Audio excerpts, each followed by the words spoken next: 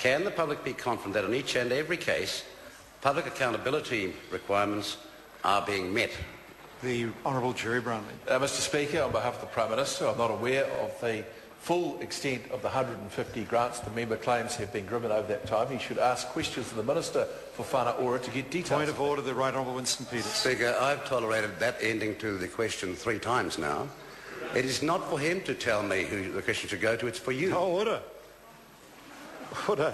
That's not the way to conduct to raise a point of order, to be critical of another member. Point of order relates to order in the House, and the principle the member was pursuing is fair enough.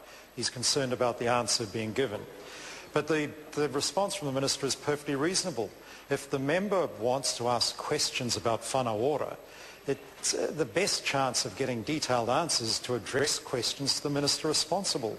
When the primary question is, does the Prime Minister still have confidence in all his ministers, it's just not reasonable to expect, even were the Prime Minister to have been able to be here today, that the Prime Minister could have that kind of detailed information. And the member's certainly entitled to ask questions about that, absolutely entitled to, and absolutely entitled to get answers about it. And I'll do all I can to support the member getting answers in this area of his concern.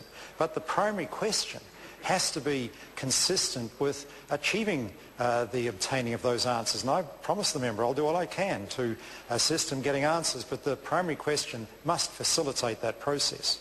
Point of clarification then. Well, there's no such thing as a point of clarification. I'll assume this is a point of order. Order. Well, point of order. What I want to request of you is whether or not it is for any member of this House to decide who he would like to ask the question of.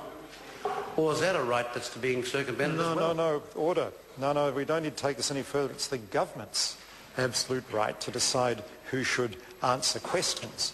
Now, the member knows that if he puts down a question, does the Prime Minister have confidence in all his ministers, the Prime Minister must answer that question. And we all know that.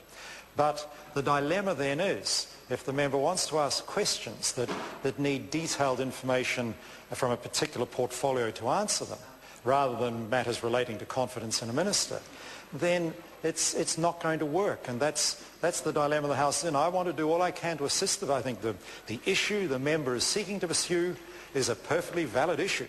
And the member should be able to obtain the answers in this House to his questions. But he's got to follow the standing orders to be able to access those answers. And I'll do all I can to make sure that can happen.